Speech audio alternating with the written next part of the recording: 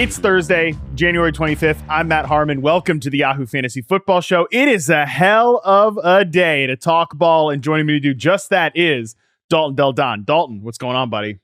Before we talk ball, Harmon, I gave you my favorite TV picks last week. This week, I tweeted out my favorite movies of the year. So if you're into movies, there's some obvious picks. There's some not so obvious picks there. So check out my tweet there. Poor Things is the movie I loved the most this year. I did not expect to like it as much as I did. Funniest movie of the year by far. Producer Colin kind of giving me a hard time that I didn't have Barbie on there. Greta Gerwig's good. It's a good movie, just not my thing. I thought Poor Things just did a way better job at the same subject. So highly recommend that one. And yeah, Harmon, enough of the movie talk. Do you have any thoughts on that? I know you're more of a TV guy, you said. I am looking at your movies list, and Probably haven't seen three of them. I haven't seen any of them, actually. Any of them. All right. Okay. I didn't it was see an any of them awesome year for movies, and some of those are just coming out of the theater. But it actually was an awesome year for movies, and the Oscar award nominations just came out. So check that out if you're into films. I do want to go. I will not go see, obviously, at this point, but I want to see Oppenheimer. That's something I know I would enjoy. I just didn't get around to it during the football season. It's my favorite Christopher Nolan movie. I know it's blasphemy to some Dark Knight fans, but it was number one all year until I saw Poor Things. Absolutely see Oppenheimer. Totally. 3 hours of dialogue. Yet to me, it flew by. I thought it was really well done. I don't mind 3 hours of dialogue. We were not going to have 3 hours of dialogue on this show, Dalton, but we do have a lot to talk about. We're going to preview the AFC and NFC championship games, obviously. Two incredible games that I can't wait to talk about. But I do want to just run through some coaching news that's happened since we haven't addressed on the podcast. Now, we're going to do a full episode after the Super Bowl, breaking down all of the new head coaches, new offensive coordinators, defensive coordinators, and their impact on their new team. But we have had 3 head coaching hires. We had a piece of breaking news literally right as we were starting to record this podcast. Adam Schefter reported that Dave Canales has been offered the Carolina Panthers head coaching job, and he is taking that job. Brian Callahan agreed to be the Titans head coach earlier this week, and Jim Harbaugh last night, the big fish, the big one, agreed to be the Chargers head coach. So Dalton, I'll throw those 3 at you, and just any reactions to any of those 3, especially obviously Jim Harbaugh is the big one. Yeah, Harbaugh wins wherever he goes. He may not last a long time, but the NFL to me is a better place with him in it. It should be entertaining if nothing else. So happy that Harbaugh's back in the NFL. Should be good news for Herbert and a decent landing spot there. Don't have any opinion of Canales to the Panthers. I'm curious yours. Callahan, correct me if I'm wrong, but was he not even calling? Well, he wasn't the play caller in Cincinnati, so I always question that leap there. But I don't have any strong takes other than I'm happy Captain Comeback is back in the league. I think the Jim Harbaugh, Justin Herbert connection has the potential to be electric, not just obviously because I think what they can do on the field together. Of course, Justin Herbert's super talented quarterback. No question. That's exciting. I am interested to see how their 2 personalities mesh, because I could not picture 2 different people, just how they operate and the way. I mean, I think Herbert has grown a lot because he's a young guy and he's growing in the league before our very eyes. I think he's grown as a vocal leader. That's great. I think he's just typically not the most, he's a little bit of an introvert is what I would say, spending time with him and just knowing people that know him, that whole thing. A little bit of an introvert. He's had to be kind of coaxed out of his shell to be a vocal leader. And if you're familiar with Jim Harbaugh, he's anything but an introvert. I wouldn't describe him as that, but I'm really curious, Dalton, just like, again, it's been a while since we've seen Jim Harbaugh at the NFL level, and who knows how much of what he did at Michigan is going to translate. But these are typically offenses that, especially in his 49ers days, very focused on running the ball, heavy formations, which right now I do think fits with the current way the league is going. Like, we're not as much of things are still spread out, 11 personnel, the whole thing, but we're seeing a lot of teams be very successful, like getting back to power run games. Think about the Rams did this year, and focusing on tight ends and multiple tight ends and all that stuff. I think that, like, he actually, if there's a time for him to come back to the league, this is a pretty good one. Harbaugh used to tell his players to not eat chicken because it's a nervous bird. He's since grown to love the animal and raises them himself. He used to test recruits with milk judging whether they had non-fat or whole. I have other stories that can't be said here from a buddy that went to Stanford during his tenure behind the scenes. The guy he's different. Let's just say Harbaugh is a different coach, but he gets the job done. And I loved him as a Niners coach back in the day. But again, it should be a fun dynamic between him and Herbert. You said it, because that absolutely a different personalities there.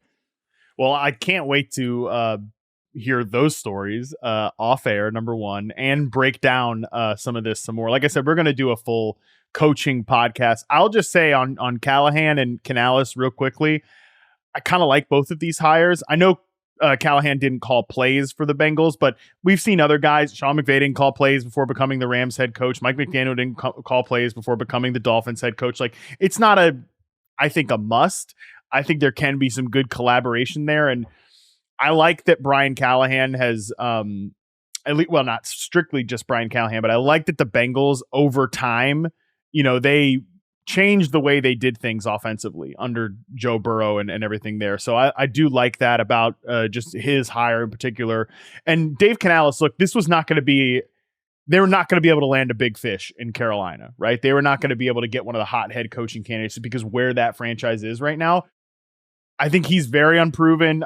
Him and Bobby Slowick, I think it probably would have benefited them long-term to return to coordinator status, but I like a lot of what they did in Tampa last year offensively. I think that's actually a big loss for Tampa Bay, especially in the division. And hey, shout out to El Camino College. This guy was a special teams / tight end coach, 2006, 2008.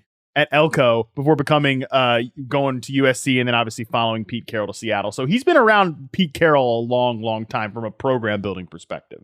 Tampa Bay is going to lose everyone. It seems like seemingly everyone on the roster is a free agent. So quickly before we move on from coaches, is Belichick is no longer the favorite to land in Atlanta? Is he not going to be a coach now? What's going on there? I have no idea, man. I don't really know where he fits. I think my theory on it is that I think the Falcons specifically, and probably most teams, are not in love with his plan for a staff. Is he going in there saying like, yeah, my offensive coordinator is Josh McDaniels and like I'm bringing Matt Patricia because you could beat Bill Belichick. It doesn't matter. Like, nobody's into that plan. People want a better vision than that. And I think that's probably got to be the thing that's spooking them at this point. Yeah, fair enough. It just seemed like a lock after the couple interviews, but apparently something's not going right there. And also, I guess there's reports that Belichick wants to be in a quiet media market for whatever that's worth. I mean, have you seen him talk to the media? Like, that part doesn't surprise me that he wants a quieter media market. Yeah, not going to LA or not that any jobs open in New York right now. Any of that. That does kind of make sense to me. But I don't think he can be that choosy. That's the problem. I think that Belichick probably is not as in demand as he probably thought he would be.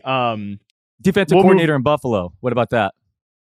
Dude, I think he would be I think he would be like a badass defensive coordinator. I just don't know that. He's not going to take a defensive coordinator. Do you think he would rather take a defensive coordinator job than take a year off? Just because I feel like he's like addicted to coaching at this point. Yeah, I have no idea what Belichick thinks. I would not be surprised either way. Like, that wouldn't shock me if he were a D coordinator. But yeah, he's probably most likely at this point to take a year off and then return as a head coach. But I'm guessing. Well, that's all we're doing this time of year with these head coaches. I mean, we don't even know who's going to be a good head coach and who's going to be a bad head coach. One last just connective tissue on the Dave Canales thing. He and new general manager, promoted from the assistant general manager spot, Dan Morgan, who was a linebacker for the Panthers. He's been, he has roots there. They spent time together in Seattle. Like I said, Dave Canales came from Seattle under Pete Carroll. He was a receivers coach there. He was a quarterback coach, obviously passing game coordinator. And then before taking the Tampa Bay Buccaneers offensive coordinator job, Dan Morgan was in the scouting department there before then going to Buffalo. I think he was the director of player personnel in Buffalo before going back as the assistant GM with the Carolina Panthers. So I don't know if this is going to work out for Carolina, but I do like the background of Dave Morgan, and even if things have not been good in that building lately, and I like I like a lot of what Dave Canales did for an offensive standpoint. So I think these are all pretty decent hires so far relative to expectations for what those teams could probably get. All right, let's waste no more time, Dalton. Let's get into the games this weekend.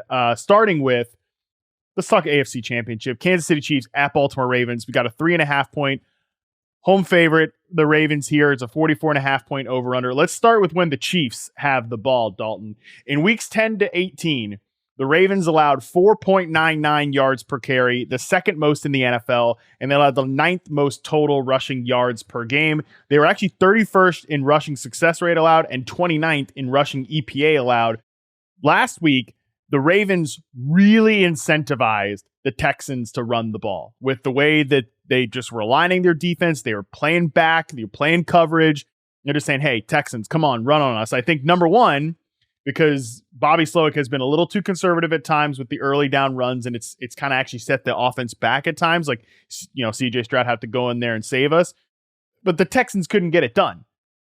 Devin Singletary had 22 rushing yards with a long run of 16 yards. He was extremely inefficient. That was an extremely inefficient way for the for the Texans to play against the Ravens, who overall have a great defense. This might be like one, I don't even know if I want to call it a weakness, but it might be something that they're willing to concede to opposing offenses. But my question to you, Dalton, I know we're getting this started with the Chiefs have the ball, and we're not talking about the pass game and Patrick Mahomes and everything, but can the Chiefs, can they afford to do that against the Chiefs, who have a really effective run game with Isaiah Pacheco, although they have a serious offensive line injury up front. So I'm curious to you, is this something that they can get away with doing 2 weeks in a row, or will we see a different game plan from Mike Macdonald and the boys in Baltimore?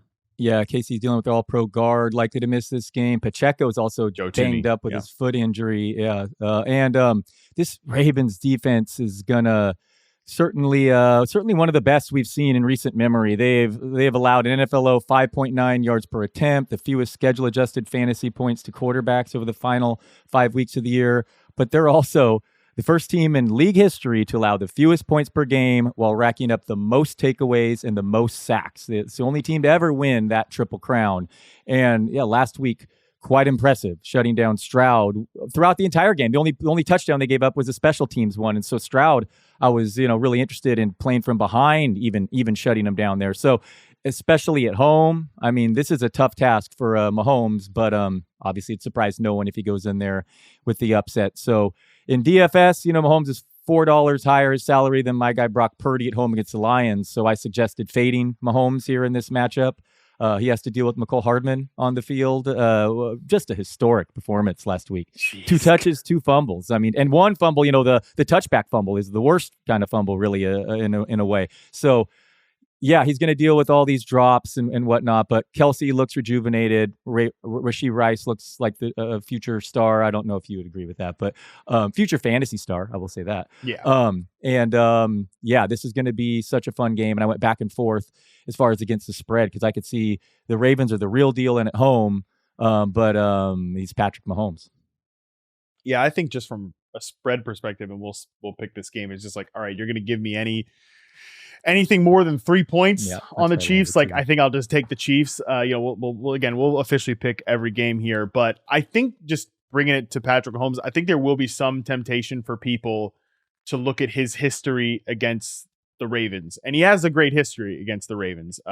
He beat them 3 times in a row until in 2021, where the Ravens actually beat the Chiefs. But he's thrown for 377 yards, 374 yards, 385 yards. 343 yards. Even in that loss, 3 touchdowns, 11.1 yards per attempt. However, I don't think any of that is really instructive, Dalton, because this is a different defense than what the Ravens were rolling out there from 2018 to 2021. That was when Wink Martindale was the defensive coordinator for the Ravens, and the style of defense that Mike Macdonald plays is so different than what Wink Martindale plays, who's very man coverage heavy. Like, you kind of just line up and play. He's going to blitz the hell out of you. Like, Mike Macdonald doesn't do that. They're pretty creative with their pressure packages and stuff like that, but so much of it is based on disguise coverages, multiple coverages, being able to communicate really well, passing things off in zone, which to me does feel like a pretty rough matchup given the Chiefs receiver room. But I do think Rashee Rice, like, is someone to point out here. Like, what are your expectations for Rashee Rice? I have a couple notes here, but I kind of want what do you think after kind of like a quiet game for him last week of the divisional round? Is this the Chiefs' sixth straight conference championship game? Yep. That's wild. And yet they actually have the lowest projected implied team total this week, for what it's worth, just over 20 points.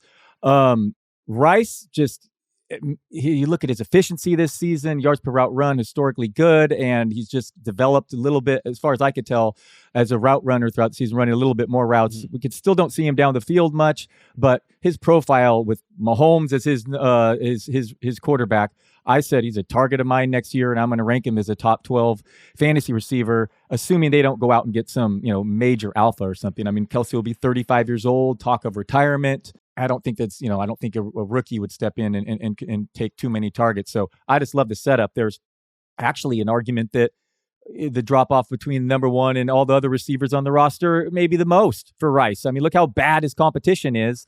And he has arguably the greatest quarterback of all time throwing to him. So that's my fantasy argument. And I don't love the fact that you are skeptical of his route tree.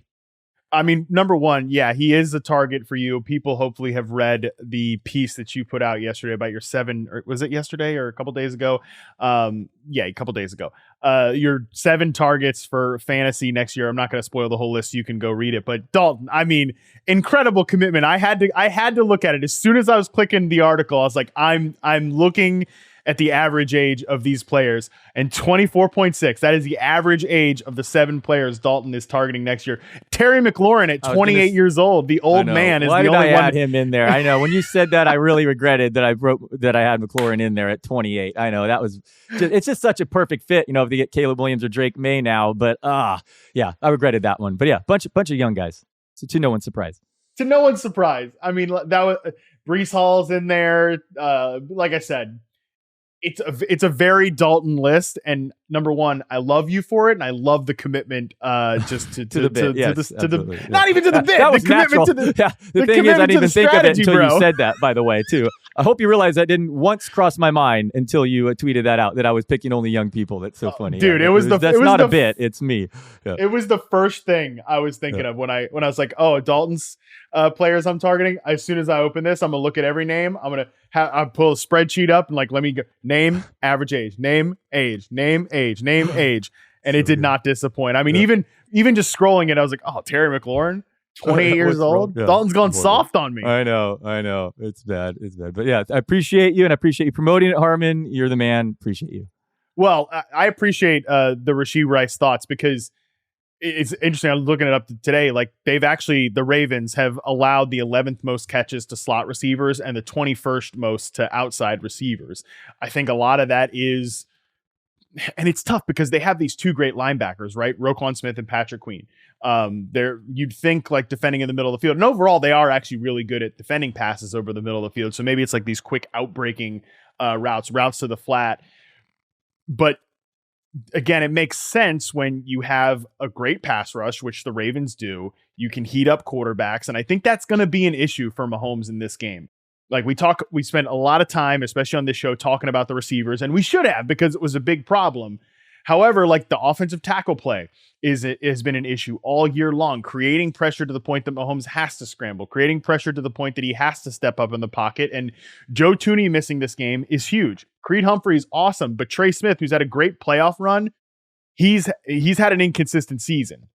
Especially as a run blocker, he's struggled. So I think he's actually going to be a key player in this game. But if they're not able to push the ball vertically, Kansas City, and why the hell would they, against a really good defense that plays all this back end coverage, everything like that, is Rashee Rice not going to catch? I see a situation where he catches a lot of passes in this game because the Ravens play a bunch of zone. He's great at beating zone coverage. That's the thing where Dalton, if Rashee Rice is going to reach the expectations that you and many other people are going to have for him, he has to become, unless he develops a ton as an outside route runner and he's going to win vertically, he has to become a very good, great to elite zone beating receiver. And the thing that's encouraging for me is that he did show a lot of signs that he can be that player. He's definitely not in the elite category yet, but he, from a reception perception standpoint, was testing at kind of a good to very good level. And if that continues to develop, he can hit these expectations that you have next year.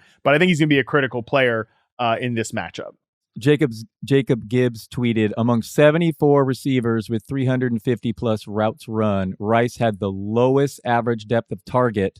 And when you compare that to the other people in the top 12 in yards per route run, it's just comical. Ayuk had averaged 14 yards and Rice was under 5. So he is doing this crazy top 12 yards per route run while getting the lowest air yards. So that's interesting. Yeah. I don't know what to make of that other than the guy seems talented. He's third, I think, in yards after the catch this season. He's that's a baller after the catch. That's what you make out of it. But maybe in this game, to avoid the pass rush and over the middle, there will be these, a lot of shorter passes to Rice. But I like him this week.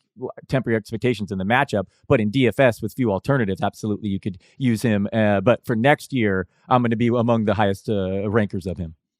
I think in terms of the yards per route run, like rookie seasons, because I talked about this a lot. Like when you look back at the guys that like our historic yards per route run rookie finishers, the one screaming red flag is, and I don't even know where Rice would fall on this list, but the one like screaming red flag was Christian Watson.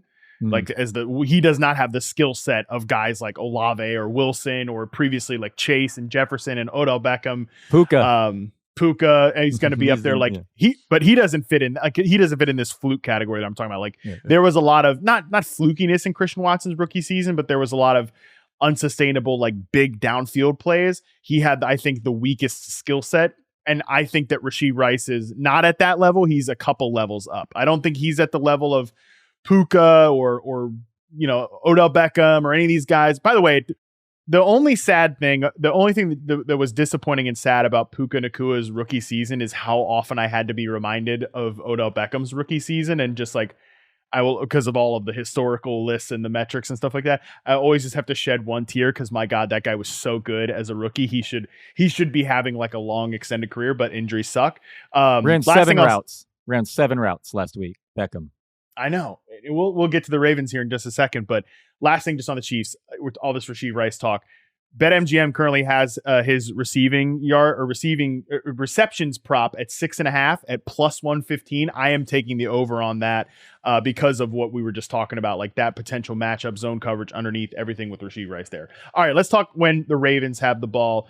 Lamar Jackson had the third best passer rating this season among quarterbacks who played 10 plus games when throwing out of 12 personnel. Only your boy Brock Purdy and Joe Burrow / Jake Browning were better, which I think is interesting because we don't think of them as like, ooh, these great tight end plays, but maybe another feather in the cap of Brian Callahan and the boys who we talked about earlier. He actually only had 3 dropbacks out of 12 personnel against the Texans in the divisional round, did Lamar Jackson, but you'd imagine that's going to go up because it sounds like Mark Andrews is going to play. And Dalton, I think it would be irresponsible of Todd Monken, who I don't think is an irresponsible offensive coordinator.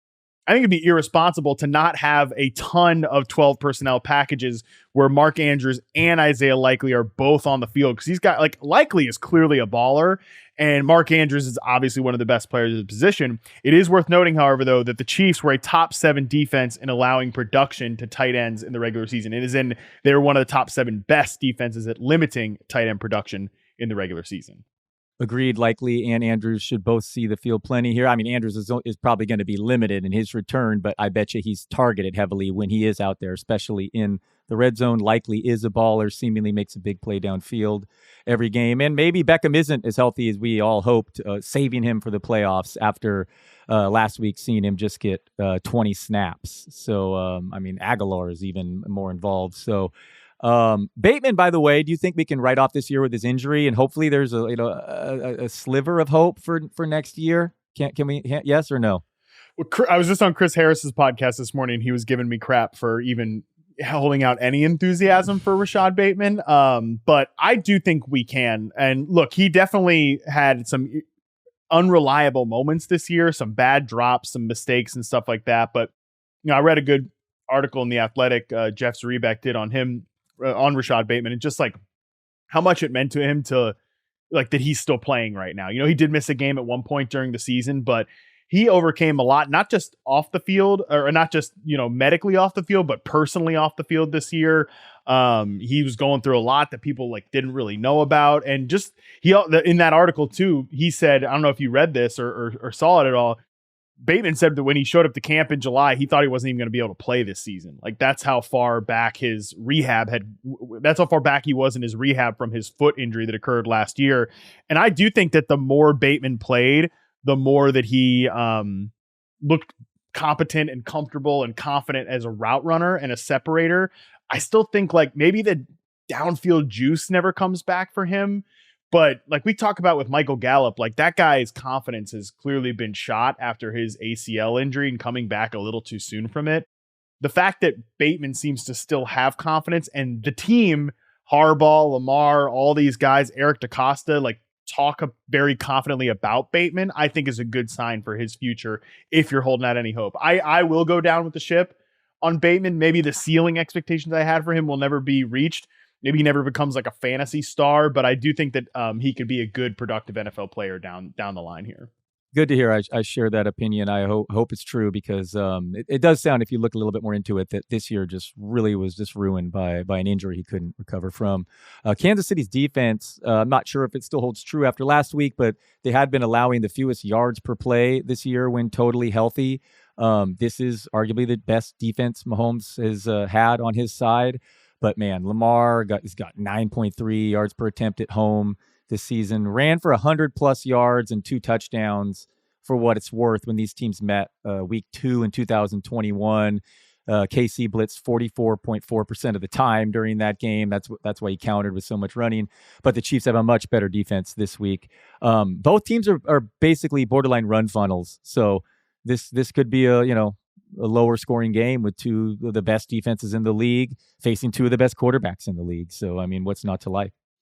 I definitely see this as a low scoring game. I mean, the total's 44.5 right now as we tape this. Yep. I think I'll take the under on that one. I think it'll be a great game. I think great performance by both of these quarterbacks is absolutely within the range of outcomes here, but I think it's going to be like a very good back and forth kind of lower scoring game. You mentioned both these defenses are great. We gave all the flowers to Baltimore at the beginning of it, and they deserve it. I think they have been an elite tier defense, like one of the best. I mean, honestly, like this has been a great team. I know that sounds stupid to say, like AFC, their number 1 seed, all that, but like I think we are not giving credit to how well-rounded and how this has kind of been a historic team, honestly, with how efficient they've been on offense, how effective they've been on defense. Their quarterback is going to win MVP most likely, and like they shellacked good teams this year. Like that's another impressive thing in their resume this year. Yeah, I think they set a record for most double-digit wins over winning teams this season. And John Daigle tweeted, "It's been a full 2 months since a wide receiver reached 90 receiving yards against the Chiefs. Devonta Smith in week 11." I mean, that's some dominant defense there. Man, this should be good. Yes. Yeah, Baltimore is set up extremely well. I think defensively, obviously it's crazy. Like, yeah, they destroyed Detroit. They destroyed the 49ers, the team in the other side, the NFC Championship game. That's how good this team has been this year. And they could lose this game to Patrick Mahomes because Patrick Mahomes is just that good. Man, now that I'm talking about it, though, we can go ahead and pick this game and then move on to the next one here. Now that we're just looking at how good Baltimore has been, and they've destroyed these good teams, and the enthusiasm I have for the tight ends, we didn't even talk about Zay Flowers, who I don't know if he's going to have a monster game here, but I love Zay Flowers, man. He's so good. Justice Hill, who led the running backs in snaps last week, he had a really nice performance, I think, against Houston, and the way Lamar handled the blitz, now I'm kind of thinking maybe I'm talking myself into picking the Ravens. I think the Ravens win this game. Am I a coward though? Like with the spread, like I'm just thinking 3.5 points. So just take Mahomes with 3.5 points. But I don't know, man. Where are you going? If you're a coward, I'm joining you. It's just more than I wouldn't really bet this. The lines are tight. There's only 2 games to pick from. But yes, I would take the more than a field goal and Patrick Mahomes. And don't get me wrong, the Niners could absolutely lose to the Lions, even lucky to be playing this week. But there is kind of a funny debate among Niner fans right now being like, there's on one hand, here's a team that is historically, he just said, beat everything and then just dominated the Niners in San Francisco, or the final score was at least a domination there. But even also that, having said all that, it's like, ooh, but Patrick Mahomes, it's like, Right. ooh, I mean, I don't know which. I pick your poison there. I mean, boy, these are two very legit AFC team. Either one is going to be a fine representative out of that conference. All right, so let's move on and talk about your Niners here. Detroit Lions at San Francisco 49ers. The 49ers, as we record this right now, are 7-point favorites. Over-under is 51. I think this game, or 51.5 right now, actually. I think this game is going to get high scoring on the flip side of it. Let's talk about the Lions when they have the ball first. Jared Goff had the second most yards throwing over the middle of the field this season. He actually led the NFL in passing touchdowns over the middle of the field, this deep and short, with 11. The 49ers, however, have allowed the third fewest yards per target on middle of the field throws and the second lowest passer rating. They're kind of middle of the road in terms of allowing yak for whatever that's worth over the middle of the field. But if you just think about it, man, the Lions, they're throwing to their tight end. They're throwing to Amon-Ra St. Brown. I mean, Jared Goff has just always been a great middle of the field passer, but you've got Fred Warner. I mean, just that matchup to me, Dalton, I think is going to tell the story for when the Lions have the ball and when the 49ers are on defense. Like, Fred Warner, is he going to come up with some big plays here? He's a great coverage linebacker. The Niners defense from a run game perspective has been a little shaky, but that to me seems like where your eyeball should be when the Lions have the ball, is like, what is Fred Warner doing, and can they have their usual success throwing over the middle of the field?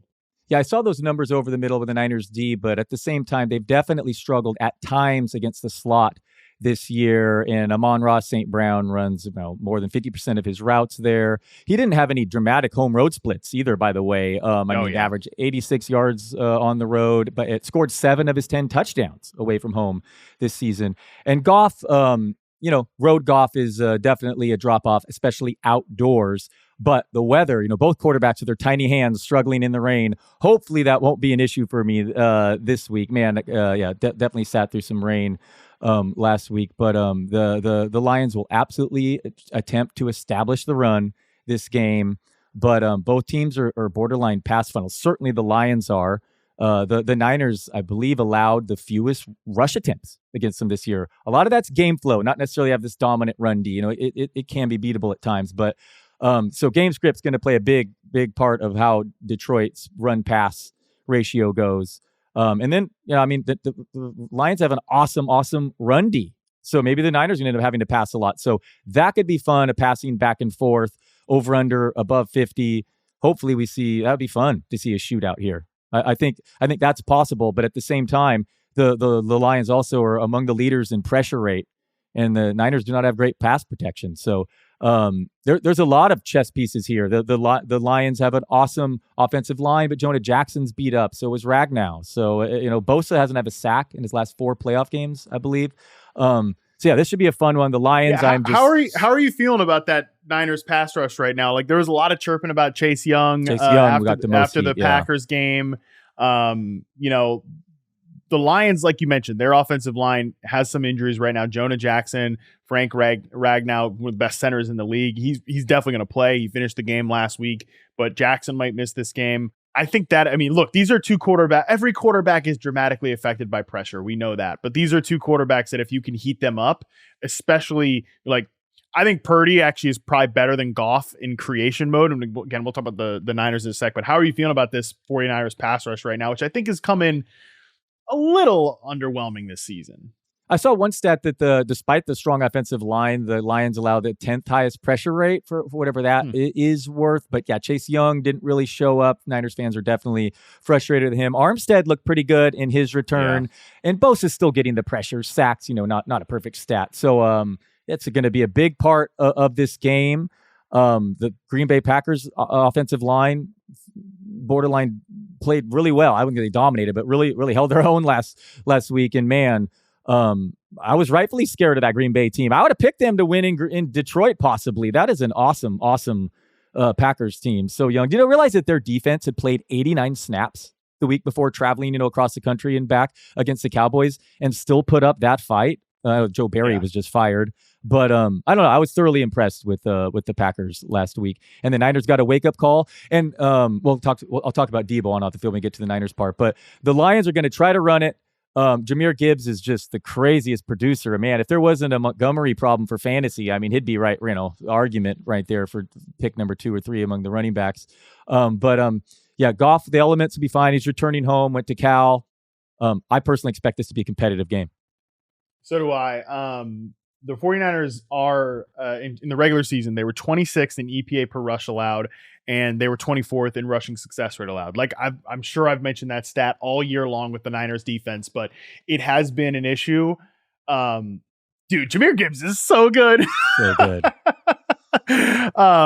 So many people have compared it. I think I mentioned Scott Bischoff from Football Guys was the first person I saw at least say that like Jamal Charles was the player comp on Twitter. And then people have mentioned other folks that had made that comparison too. And like, I really do see it. I mean, I guess that means David Montgomery is going to play the role of Thomas Jones for the Chiefs for a long time, where he was just kind of that touchdown vulture and whatever. But damn, dude, I mean, I think Jahmyr Gibbs is awesome. And if the 49ers, who I think have played more aggressive on defense this year, talking about like from a tendency standpoint, not like nobody could say they were ever anything but like a super flying around fast, aggressive defense under DeMeco Ryans. But I think tendency wise, they've been a little bit more aggressive this year.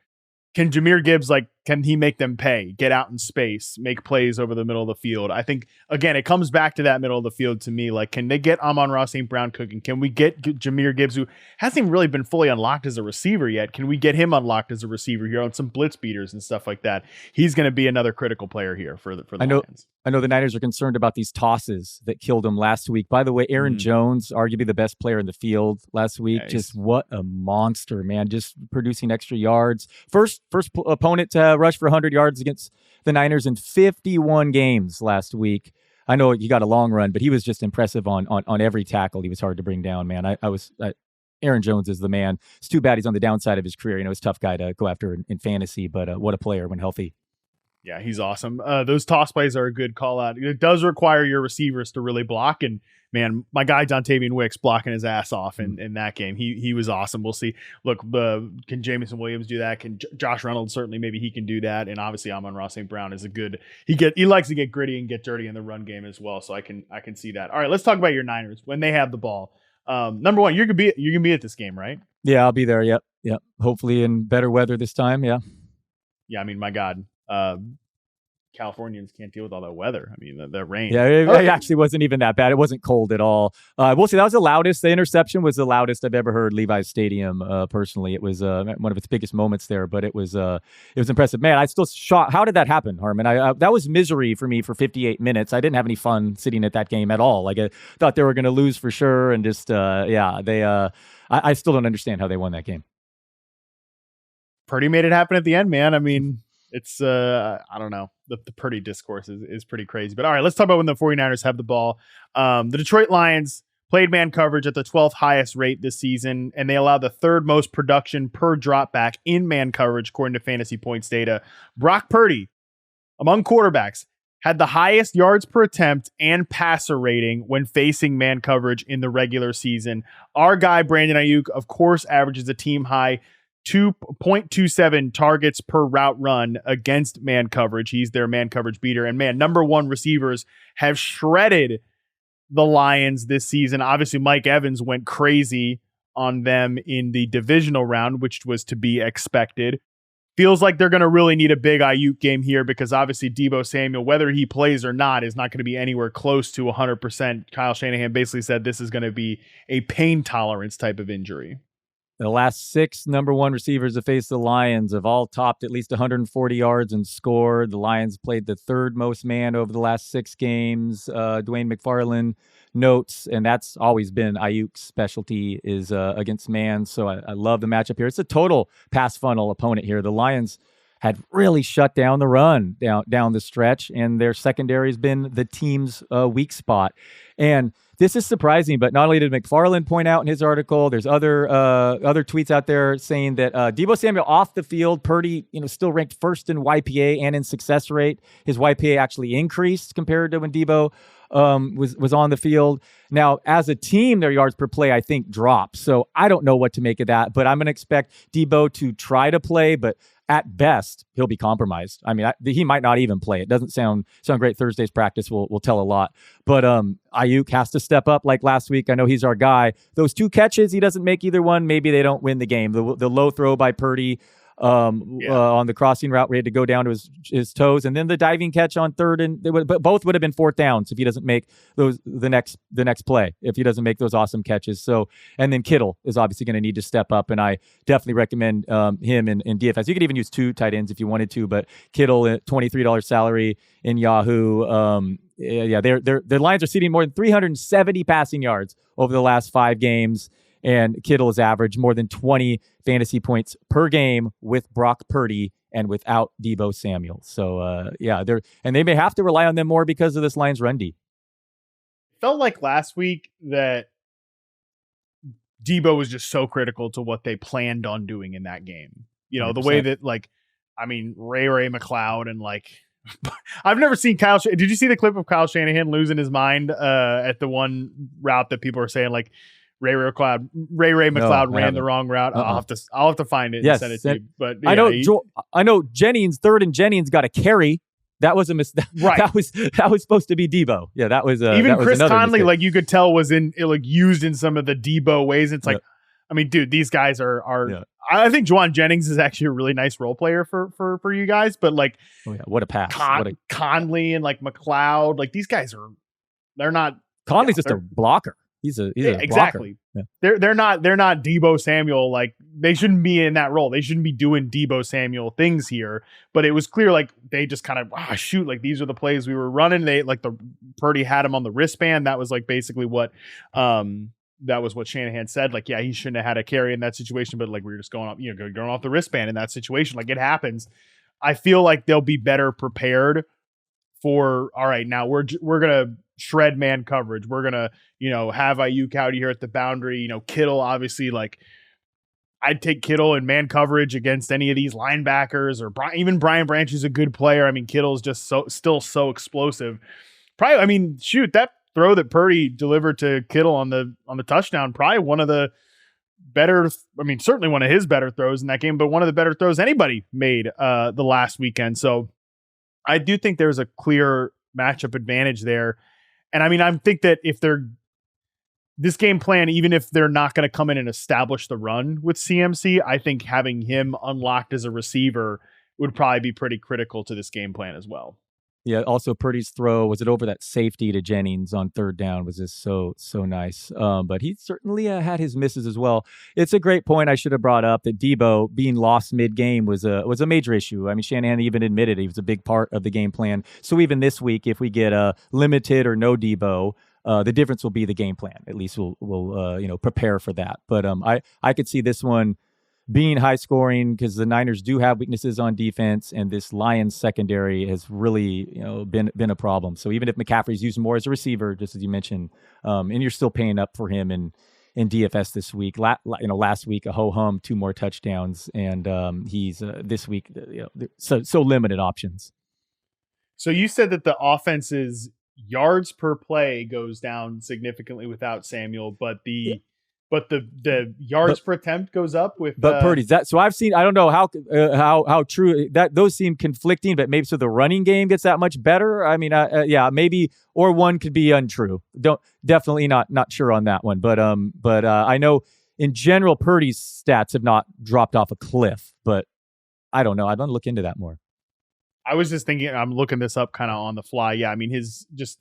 In the 3 games without Debo this year, 3 touchdowns, 5 interceptions, and I'm counting there. No, I'm not counting in the playoffs, just the regular season. So week 6, 7, 8, when Debo left after just 1 target, 9 snaps against the Cleveland Browns. 3 touchdowns, 5 interceptions, but 8.66 yards per attempt. His ADOT is 9.1 when in those 3 games, which maybe that has something to do with it. I don't know. Yeah, I certainly would say it's not going to help Brock Purdy if Deebo Samuel misses this game. So whatever the noise is, I don't know the matchups. I know they were losing the games without Deebo, right? Those are the games the Niners were losing, so it can't. Yep, yeah. three straight losses. So his average depth of target 9.1. the rest of the season and the playoff game average is 8.4. So I think he's just those like pop passes and stuff like that, the short dump offs to Debo, he's probably pushing the ball downfield more, which is going to, boost the yards per attempt as long as you're not a complete like nightmare as a deep passer, which Purdy is not. So I think that's probably the explanation there. So provide D-backs more opportunities to hopefully drop interceptions. Purdy 11.0. Here I do know these stats. Purdy 11.0 YPA, averaged 310 passing yards and scored 14 touchdowns over 7 home games this year. And the forecast is calling for dry skies, crucially here, because obviously the rain played a part last week, and maybe rust, and maybe who knows what else, but it certainly was a factor because that's been a theme with him. We saw it in Cleveland as well this year. So that is nice for Purdy's outlook, at least, that it's calling for clear skies. And then so other than that, man, I don't. Purdy, do you have thoughts? You're just tired of talking about him in the discourse? Because I know that he's been getting quite a bit of flack after that performance. I'm just tired of like the extremism. I'm tired of on both sides. Like I'm a Purdy centrist. I've actually always been relatively pro Purdy. It's probably like I really hate to say it in like political terms, but I really think it's like there is so much extremism with the Purdy stuff. It is almost like a political issue. Like some people have like literally Purdy derangement syndrome. Like they just can't give him any credit when he does good stuff. And like his last game was perfect because anybody that's anti-Purdy came out with a large sample to plenty of things to levy against him. But then the people that are so pro Purdy and like, oh, he's Joe Montana or whatever, they have the final drive. So it was like a perfect mix of it. And I guess like what I should probably just do from my own personal standpoint is realize, again, just like political issues, it's probably a very vocal minority that's making it like an exhausting round of discourse here. But like, why can't we just all say, he's a very, very good quarterback, which he clearly is. He's perfect for this offense, the offense that he plays in. So I don't care what he would look like on the Ravens offense or, what would we do if him and Patrick Mahomes switch places? I don't care. They're never going to switch places. Like, so what does it matter? I mean, I guess if you're ranking quarterbacks like this is what's so annoying about quarterback discourse, Dalton, is it's like we always got to compare one guy to the other. Like, let's just assess what Purdy is, and he's clearly good. He's clearly good in this situation, but he's not one of the 5 best quarterbacks in the NFL. He's not an elite quarterback. Like, fine, but like also he's in his second season, bro. I mean, I know I don't have to tell you this, but he's in his second season. Like, we got a long way to go for him to see more things and grow mentally and all this type of stuff. I don't know. I just like, let's just ditch all the extremism narratives with Purdy is where I'm at. Yeah. David Lombardi's definitely been comparing him to Montana this week, but at least Harmon, one of your co-hosts on podcasts, is a Purdy centrist like myself. At least you have that, not the other side of the spectrum. I've never gone too far the other way. But no, that was a tougher game to watch there. He was really inaccurate there. And after that Ravens game, I'm just having, I don't know, the last 2 games I've watched him, it's been not exactly the highest of accuracy. So can talking about coaches is so tiresome, and I get it. I don't even want to get too much into this, but isn't it wild that guys like Kyle Shanahan and Sean McVay are so bad in games? I know it's tiresome. I get it, but there's like it's hundreds of millions of dollars are involved, and these guys don't McVay literally hasn't learned the difference between taking a timeout before or after the 2-minute warning. I mean, what? Like, I mean, that's insane. Kyle Shanahan giving away a final possession, the first half of that game. I know he said, I guess he tried to go some more downfield, but I mean, really settling for a 52-yard field goal in that weather with that kicker is just so bizarre. They got the ball. I mean, in fairness, the Packers didn't get the ball back either. And I was going nuts that he punts the ball from the 40-yard line. Do you realize that punt from the 40-yard line might have saved their season?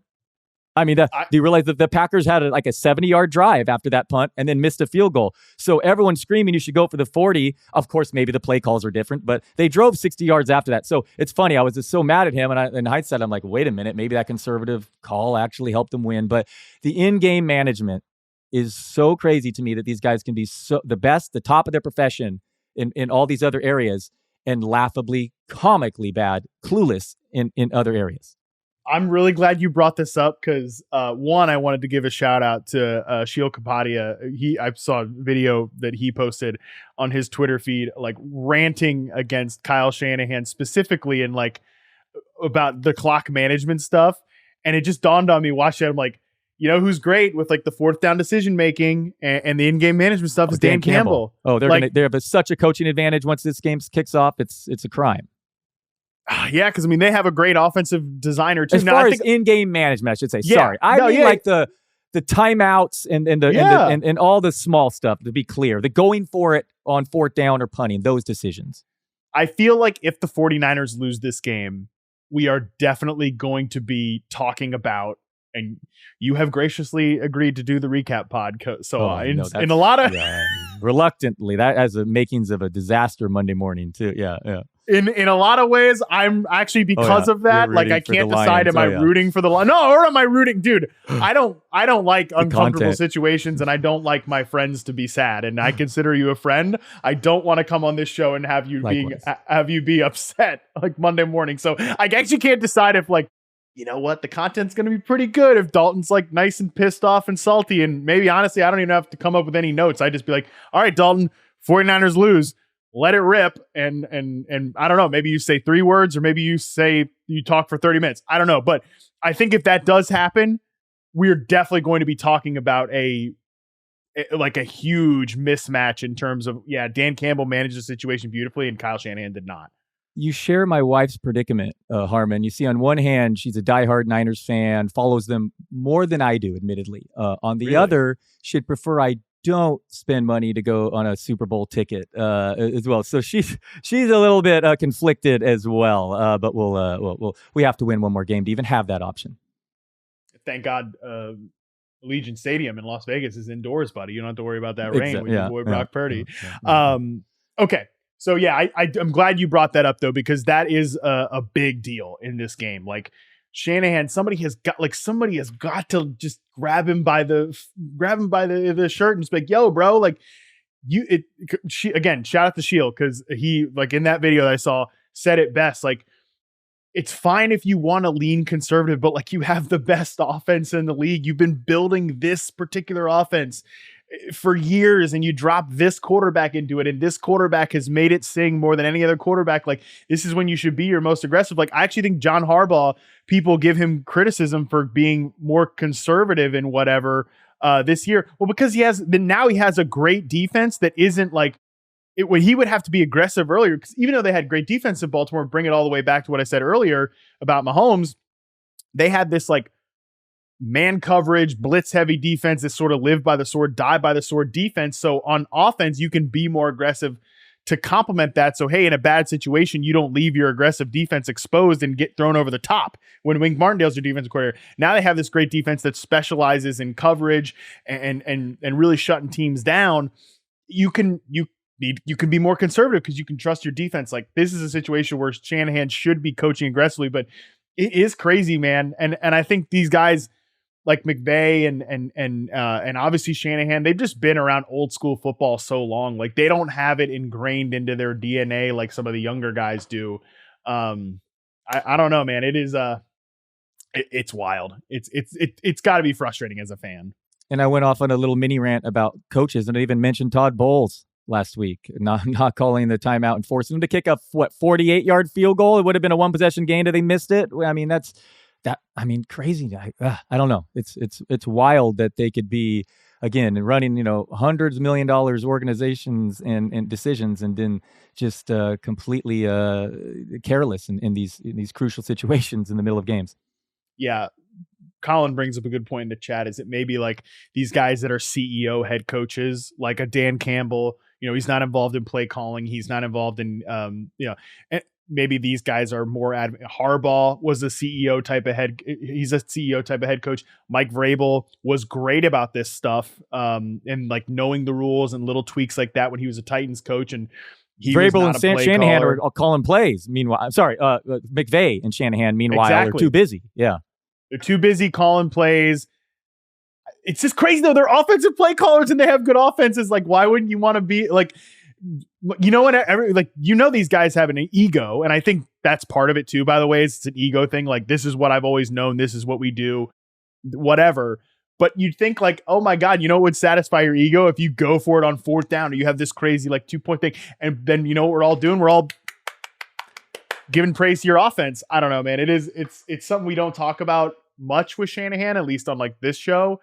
And I'm glad you brought it up, because I've been thinking all week about that mismatch between Dan Campbell and Kyle Shanahan in this regard. Yeah, no, it's part of the reason I'll take the points. I will. It's open at 6.5, jumped up to 7. Niners are not playing their best football right now, and the Lions have the slight advantage in that area. And banged up or no Debo, I think does matter too. So I hope I'm wrong, but I would take the points here. God, I really don't have a good feel for this game, other than it's going to be high scoring. I would definitely. We'll talk about prop bets and bets and DFS and stuff here in a minute, but like, I think my favorite thing here is to not bet the line and just not bet the spread and just take the over, which is probably how I would bet this game. I think if having to pick against spread though, like, yeah, man, I think I'll take Niners -7. I feel good that they can actually come out here, score a lot of points, and that their defense has enough mismatches in their favor over Goff and being able to pressure him and stuff like that. So I'll take Niners -7 just to be different. Okay. All right. Thanks for the proper jinx. Yeah, you're welcome. All right.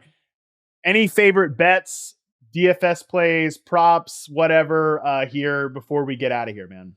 Like I said, the lines are tight. I've liked the last couple weeks more, but I would take the 3.5 with the Chiefs there. If you did want to bet aside this week for DFS, I think it's made a theme here with a tight end minimum $10 salary this week in Yahoo is Mark Andrews, who is looking likely to return. He won't see a full allotment of snaps, but I do think he will be targeted when on the field. As mentioned, Kansas City has been shutting down receivers, hasn't allowed 90 yards since week 11, but over the middle, I think we're going to be seeing a lot of Andrews. And again, the DFS minimum. From a prop bet perspective, I mentioned Rashee Rice over 6.5 catches at plus odds. I'll take that. A little bit banged up last week, but again, I think he matches up well with this zone heavy defense. And then in the 49ers game, like, it's a big number, Brandon Ayuk, over 81.5 receiving yards, but I'll take the over, and I think it's going to actually go up. Like, if we get news that Debo's not going to play, or he's going to be limited, as we mentioned, like, that number is going to go up. And the more I think about it, the more I actually like, even though, again, he hasn't been fully unlocked as a receiver, Jahmyr Gibbs, 21.5 receiving yards. I'll take the over on that one as well. Our guy Ayuk, for what it's worth, the most receiving yards in NFL history for someone with fewer than 110 targets this year. At home, averaged 105 receiving yards per game compared to 67 on the road. So yeah, he and Purdy in this matchup, and with a banged up Debo, and look at the last 5 games, what number one receivers have gone against the Lions. Yeah, that seems like a smash. Agreed. All right, buddy, this is it. AFC, NFC championship games, man. I think this Sunday is going to be a great slate of football. I can't wait to watch it. And I do wish you luck. I do wish you luck there Sunday against the Detroit Lions. 6:40 p.m. Eastern, baby. Dalton, I'm be here thinking of you the whole time. I appreciate it, and you'll get to see me in my misery or my happiness Monday morning, first thing. Looking forward to that, or maybe I won't be looking forward to that. But yeah, the Niners are probably tiresome. They've been to a few conference championships, but you realize they haven't won the Super Bowl since '94. I mean, it's been a lot of close ones, but I'm coming in with with my guard up, man. After that last game, I fully expect the Lions to show up and put up a huge fight. I'm just gonna say, Dalton, if you are too brokenhearted, you can call out fake sick. I know you had some sickness. I avoided food at Levi's Stadium after the last food poisoning. But maybe I'll bring that one back. And if I don't show up, I had eaten some food there. But no, man, I'll be there. I'll be here Monday morning, rain or shine. Well, in that case, I'm very curious. Listeners, you can let us know. You can tweet at us. Let us know. What are you rooting for? Are you rooting for sad Dalton, or are you rooting for happy Dalton? I will be rooting for an excited, enthusiastic Dalton Del Don on Sunday morning. Not because I don't want to root for the Lions. I think any of these 4 teams winning a Super Bowl, I'm actually super cool with any of it. And any matchup in the Super Bowl, this sounds good to me. But simply for my buddy's sake and the peace and comfort of this show, I would like Dalton to show up happy on I appreciate Monday you. morning. The whole world's rooting for the Lions. They're America's team this weekend, it feels like. All right, well, that at least does make sense. Probably not in the rest of the Midwest, though. I don't think Wisconsin and Minnesota and I don't know that they're all that jacked up. Chicago, all that jacked up to see the Lions here. But all right, that's going to do it for us. Again, as Dalton mentioned, he is hopefully, most likely, I'll say 99.9% joining me on Monday morning to break down these 2 games, the reaction from it. Where do the losers go from here? We give an early preview of Super Bowl 58. I mean, my God, this time of the year is so awesome. I can't wait for these 2 games. Can't wait for that show. Until then, we're out.